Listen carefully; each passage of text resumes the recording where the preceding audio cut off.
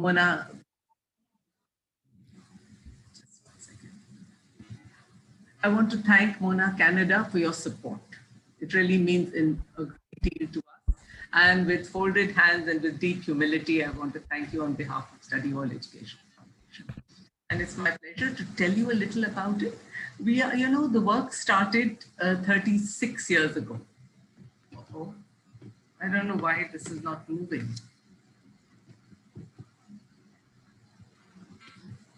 It's not moving. Oh, yeah, it is. Okay. The work started 36 years ago. It will be 36 on the 6th of January, 2022. And it started with a small school in my garage with 6 children in 1986. And the goal was to have a child-responsive education, because I thought it was really abusive to children. It didn't help children become creative and imaginative, critical thinkers, but rather just taught them how to learn by rote and give exams. So that was the point of starting the school. And then as it grew, it started with 6 children. Today it has 2,000. It also houses Dosti, which is a school for special needs children. And it was always one thing growing out of the other. We always, in SHEF, we respond to needs that we see around us. There isn't an integrated program for children with special needs, and they would come to us. And out of just the goodness of our heart, we would take them in with very little training. And then soon we found a trained special educator, and now we are catering to 100 children, and they come from far and wide. In the afternoon, we started Prerna Girls School, and then Prerna Boys after that, which I'll talk about a little more in detail later. And this again is a special school. It's meant for girls from very marginalized communities, lower caste, lower socioeconomic background, many of them working, and girls who would be left out of education if Prerna didn't exist. It's run in the afternoon, and the goal is to empower them, change their lives. We followed with a boys contingent many years later, because the parents asked for it in 2009 actually. And then we thought it was a good idea to have boys, so as you notice, there are only 115 there by design. We could have many more, but we want to spend the resources that we have on our girls because they're the ones who are left out. And with the boys also, we teach them that patriarchy is not their fault, but it's very, very cruel to their mothers, to their sisters, to their girlfriends, to their future wives, to their aunts, to all the women in their lives. And what are they going to do to change that? Later then, we started Vidyasthali in 2005, which is a rural school. And again, the goal, it serves 50 children from 55 villages. And the goal there is to have an education for students and empower them to develop their own local region. Right? We have a Center for Learning. These are children who are not clinically diagnosed with any special need, but for some reason just won't engage with the mainstream academic curriculum. They want to do other things. So through the National Institute of Open Schooling, we teach them, we empower them, we help them we help them learn that they can. And they have gone on to engineering, they become bakers, they become tennis players, they become musicians, they become all kinds of great things. We have 100 children there. And there was a great need, we have a life cycle approach. And so people said, since you're going, why not a college? What about higher education? So in 2016, we started the Study Hall College, and we have 200 children there now. Along with all of this, what we've been doing, you mentioned, I think it was Brian or Geraldine, did you mention it? That, or John, I can't remember exactly now, but someone mentioned that we should be thinking of how resources from well-resourced places can be shared with places that are under-resourced. And actually, by the way, my connection with Mona started way back then when we started Digital Study Hall, and Mehnaz's son had come as an intern to us. I was not connected to Mona, and he introduced me to Mehnaz. And that's how we became friends and family. And so what we did with Digital Study Hall is that we have very good teachers in Study Hall School, in Prerna, in Vidyasthali, and we also have technology resources there. So we capture them on short videos, And then we had sent them as DVDs to the villages. But now, since internet penetration is greater, we have an online channel and we have over 2,000 videos there, many of them on a national teacher platform. And as you can see, we have 18 million views and counting. And we have 115,000 or 18,000 subscribers.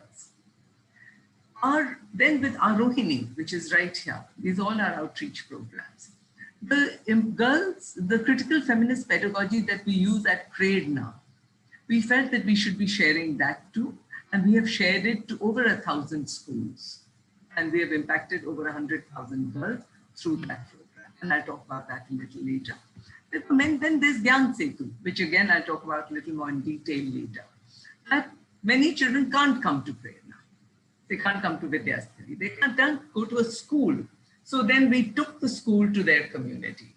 And we had small tutoring centers, very small community-based centers, 40, 50, 30 children. Local teacher, we train them regularly, almost like a facilitator. And the goal is to transition them to regular school. These are out-of-school children.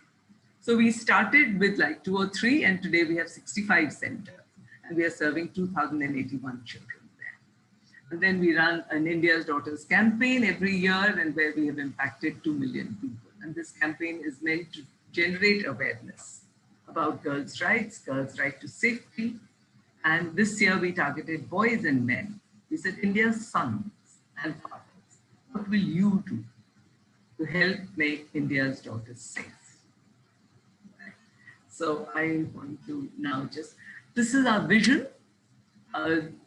We want a world where everyone is educated for gender equality, social justice, and active democratic citizenship. And why I mentioned active democratic citizenship is because some of the values that we promote are democratic values. Equality, for example, liberty, freedom of expression.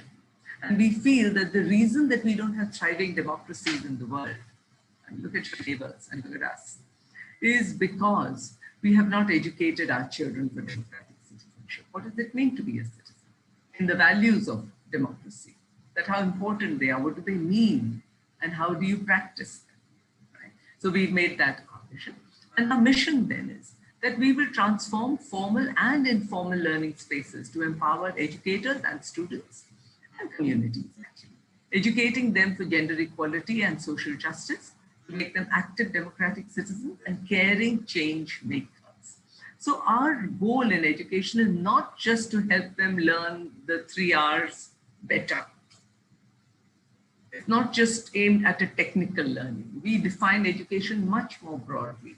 And we think that the central question is to answer that question, who am I and how am I connected to the universe and others in it?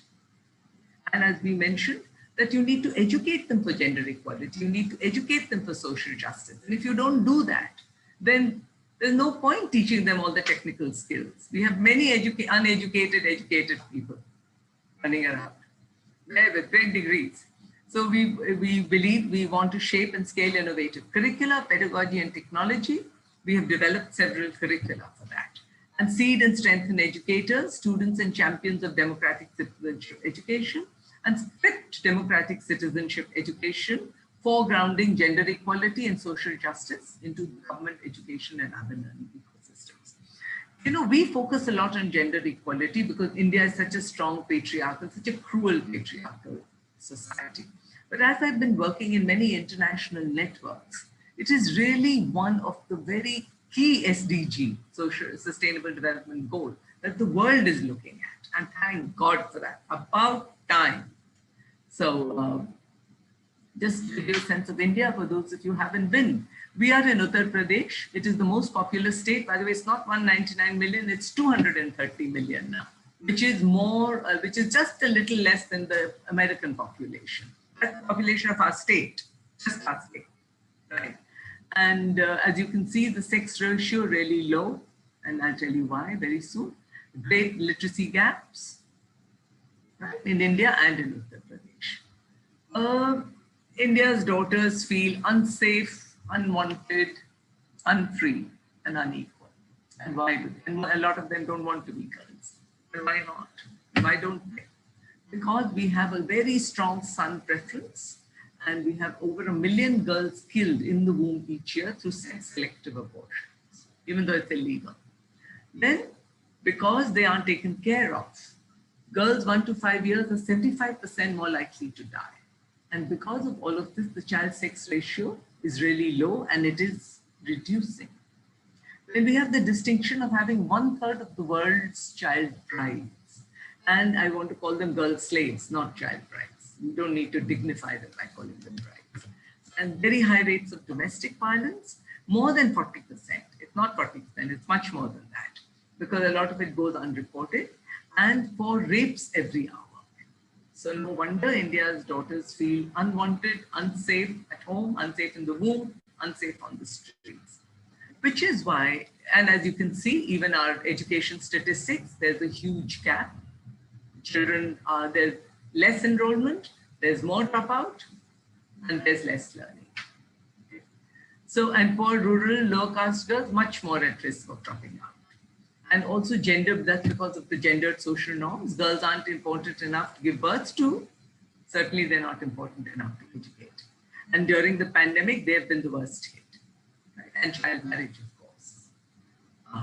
So Prerna was founded in 2009 with this goal to empower girls, not just educate them, but empower them. And I believe that education and empowerment doesn't have a necessary correlation. You have to work at making education empowering, to transform it if you wanted to transform lives. So what do we believe by empowerment? We believe that it's important for girls to understand, become aware of their own subordination, and to analyze its structural causes, that it's a social problem. It's a problem of patriarchy. It's not just their father or their families, but it is a whole social system. And secondly, to perceive yourself as an autonomous, equal person worthy of respect. Subordinate people do not think of themselves as equal. They don't believe that they deserve autonomy or respect. And once you learn that, that's when you start becoming the driver of your own life. Right? And then acting from that belief to overcome one's marginalization. Right?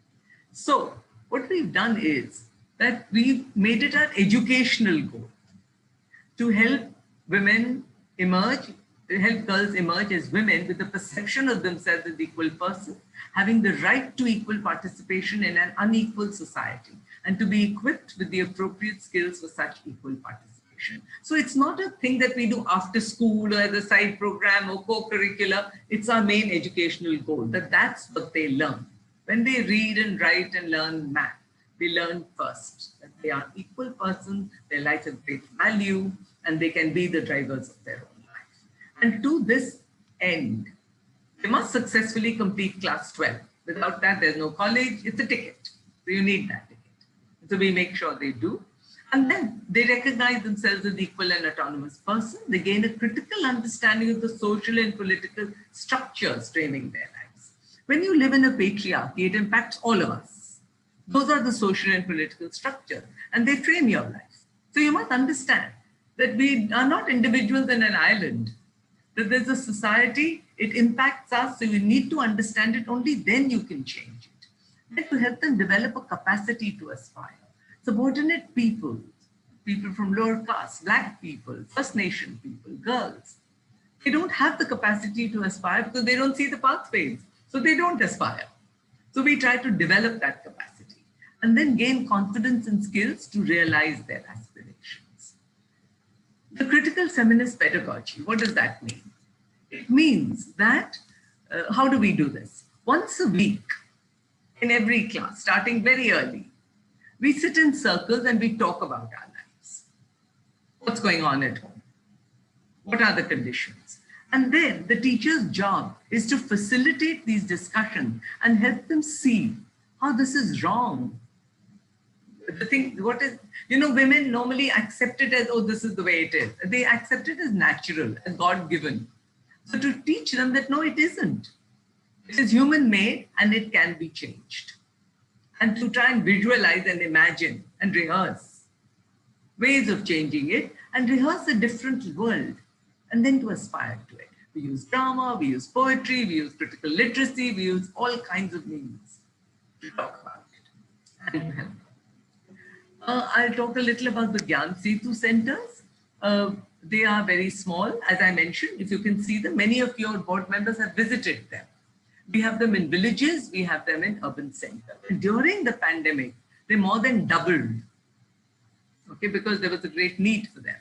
Schools were shut, but this is out in the open. It's local.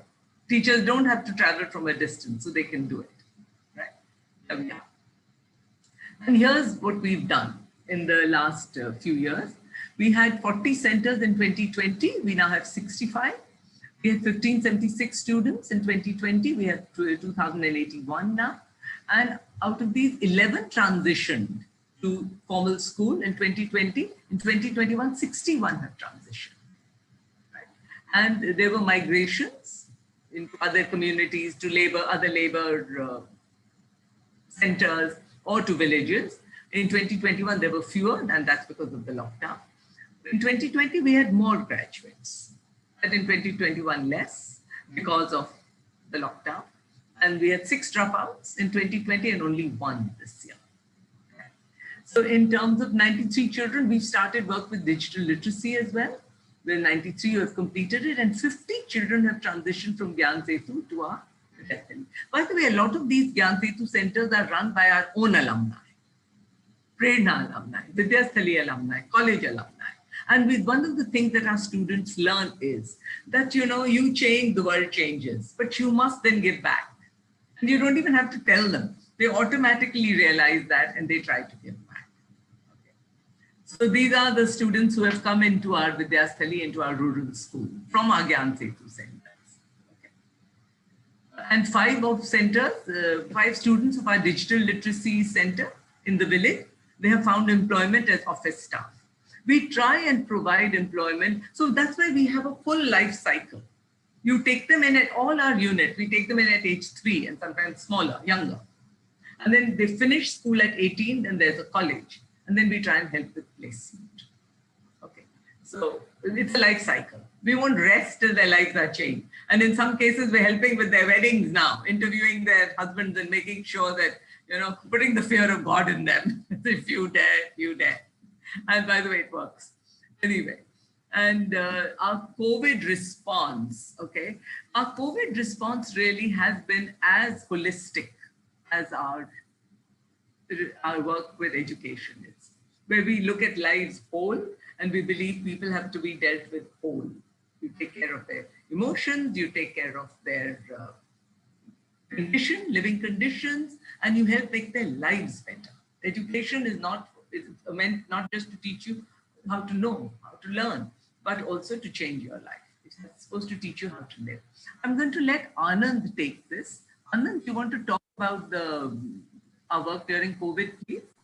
Yes, yes. Just to let you all know that very recently, the World Economic Forum, in fact, 7th, on the 5th, they listed us as the top 50 organizations in the country for our last mile COVID response. Wow.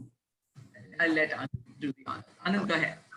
So our COVID, in terms of COVID, we were hit. We did not anticipate this coming. We were hearing things from all over the world. So the way I would tell this is through, we've categorized it into 2 sections. One is the first wave, which started in March. So in March, the largest lockdown, the most strictest lockdown was instituted in India, and because of which many people lost their employment. So they were forced to leave these big cities where they have migrated to and go back to their home cities. And many took onto the roads, walking 500 miles, 300 miles to get back to their village. And because of the public transportation and everything was shut down in this lockdown. Now, during this crisis, one of the things that we started with, which was the dire need of the time, is to provide meals to people who were traveling and meals to people who had completely lost any kind of job or any kind of source of income. So we had served over 100,000, we served over 127,000 meals to the migrant community and also in the community where our children come from. Can we please go to the next slide? We were also producing masks, and in fact, this number has gone considerably high. So, but at the time of the first wave, we had produced, and with help of Mona Foundation, we had produced over 25,000 masks. And we are distributed again in the community, like we mentioned earlier, where Gyan Setus are completely invisible communities where there was no access to any kind of safety measures. Many of our staff members also, because the sanitary products, sanitary towels, all the shops were closed, these were not available. So many of our staff members went up to the girls' houses. This is a picture of one of our teachers from Prerna, delivering them at home. And many also made their own reusable sanitary pads that are eco-friendly during this process, which was done through phone. This was mostly the response of the first wave. Of course, there was education and online classes, children who could connect through Zoom, children who could connect through phone. All of that was also happening. And slowly it felt like things were getting better as children were also, the senior students, the senior classes from class 9 to class 12 were also returning to the school campus. But in March, we were completely caught off guard. And all of a sudden we saw this spike through this new variant. To tell our own story, we run an office of roughly 30 people, and except one or two people, almost everybody was showing symptoms. There was shortages of medicine, of tests. We just had to assume that we had COVID and treat ourselves. In the second wave, some of the key aspects that were coming out, we were all locked in our home. We had to suspend operations because everybody was sick. And there were many lives lost. So some of the key challenges that we were noticing at the time and we were responding to in this crisis was that many lives were lost. We were lucky to have trained counselor in our own body of workers. There were 4 trained counselors. With help of the trained counselors, we had set up a grief counseling cell that reached out to all the parents and all the members of our community where the counseling was needed and someone just needed to talk to someone. Our campuses, many campuses, we had to go into a very conservation mode. So campuses that were on rent, we had to vacate them and make sure that we come back because we knew that this is not going to ease up anytime soon. And we had to conserve on our funds too. So we had to vacate many of these campuses. Fee collection in schools like study hall, fee collection in schools like Prerna and Vidyasthali and Gyan Setu has no fees, was anyway waived off. But even for study hall school, where children from middle class families come, and the profits from study hall school go into running Prerna Girls School. Even in those spaces, because parents were not doing well, they had lost their own livelihood and jobs. There were discounts and waivers done at study hall school as well. The program timelines, all the programs that we were running in collaboration with government and other non-profits, all of them were completely skewed. We did, however, then move to a virtual training spaces and started doing them on Zoom, and we were able to recover. These are some of the pictures. I think we missed one of the slide. Yeah, I'm sorry, something is wrong with the, just 1 second. Just hold on. I can launch it from my end. Just one second. Just give me 1 second. I can share this. Is it visible? Can you see it? Yeah, perfect. So the program timelines had suffered. Girls were much more unsafer because everybody is logged into a small house and frustration level is high. There is no money. So many of our teachers and many of our program team members made sure that we were in touch with all the girls and we were able to address cases, and many cases did come up and our team was able to reach out and take help from the police and address cases of domestic violence as well during this time. Some staff temporarily had to be shelved as the campuses were vacated. There were cleaning staff and some other staff that had no job, but we did make sure that they had some cash and some dry ration to make sure that they are well fed and taken care of. Those were the kind of schemes that were set up to make sure everybody is safe. And of course, when operations resume, all of them are going to come back to work again. There was 1 second, Anand, if I may. Sorry. 1 second, if I may interrupt. The other thing that, I'm sure people are wondering that, okay, and where's the education part of it? To just put that in perspective. What we did was, given the digital divide in India, huge. Less than 25% of the population has access to internet, right? And girls even less so.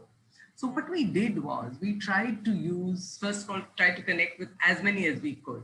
And when we found that many we couldn't connect with, then we started a program called Digital Sathi, where we gave girls, older girls, and older, some of our alumni and some of our own students, older students, we gave them smartphones, simple smartphones, and told them that they should use them for their own sisters and for 2 or 3 children around them, 6 at least. That worked very well. And we continue to do that, try to enable them digitally in order to reach them. Otherwise, teachers, they've used voice calls, they've used WhatsApp, they've used short videos. Some of them, where possible, they've used Zoom. And in some cases, they have even made visits and they've used just snail mail in order to help educate our children. Go ahead, Anand, sorry. And we just thank you for filling that gap. Yeah. And there was, of course, we did a quick audit, and this is at the time of the wave, that there were 17 families that had lost their breadwinners. There was no more income there. So there have been fee waivers, and in any other way where we can help, we have been able to reach out to other members of the family, make sure that they're trained and ready for a job as things open up. And we are also looking at going to employ people who are trained within SHEF as the time comes.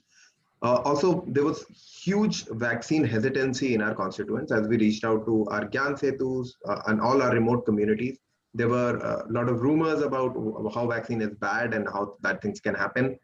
We were able to counsel them on a one-on-one basis and made sure that people had the right information and then also had access to the vaccine, which was quite scarce. And there was an online digital platform that made it very difficult for people who did not understand English to register their slots. And there's, of course, a pandemic fatigue because people were not able to meet. Everybody is logged into their homes, looking at a computer screen, and there's no way to connect with everyone. So we made sure that we had regular conversations, stirring conversation, getting people from around India and the world to have these stirring conversations on relevant topics of the work that we were doing. From Canada too, by the way. Yeah. So we have been able to, and these are numbers from till last month, we've been able to vaccinate 2,350 people. And what we mean by that is that we have been able to convince them to go and get vaccinated, book their slot, arrange their, make sure that they reach there and get vaccinated. These are again people who were hesitant to get vaccinated. There have been over 5,000 people, and these are again in pipeline. As there is access to the vaccine, they will all get vaccinated, and they are in our pipeline, so to speak. And there are also been awareness campaigns, and over 3,000 members have been reached out to awareness campaigns of getting the right information about the vaccines, both access and the vaccine. That has been done. Another thing that we had done was, as the pandemic started, it started with the city because the concentration of people was much higher in the cities.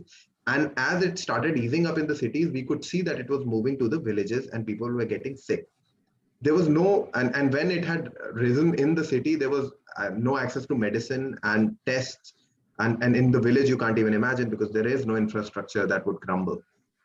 So it was very important to equip our teammates, our people, our team members who were there in the villages to be able to raise some sort of an alarm. So with consultation with some of our doctors who are also our parents, we had put together a kit that included a pulse oximeter, a mask to keep them safe, a thermometer, sanitizer, a steam vaporizer so that once they have done all of this, they're able to sanitize themselves and inhale, and gloves, of course. And as you see in the photographs in the right, in the community, we had put up these posters in each village that this is a service which is available in the village, in this house. And if you come there and knock outside, somebody will come and they will take your oxygen. If there's somebody in your home, you can call them and they will come to your home and take everybody's oxygen level and temperature and make a diagnosis based on that as recommended by the doctors. And at what level do we have to raise an alarm? So the doctors have told us that at any point of time, if in a rural context, oxygen is dropping below 95 with fever, you should send them to the hospitals. because it's also going to take a lot of time. We cannot wait further long. So this is one of the image on what it looked like. Our team members, even during the pandemic, when things were really bad, this is Pratyush ji, who part of the Gyan Setu team, delivered all of this all of this material to each one of our centers, each one of our rural and remote communities. These are some of the image what it looked like when it was actually happening. Our team members were going out, making sure that all of this equipment was used correctly and all the information was logged.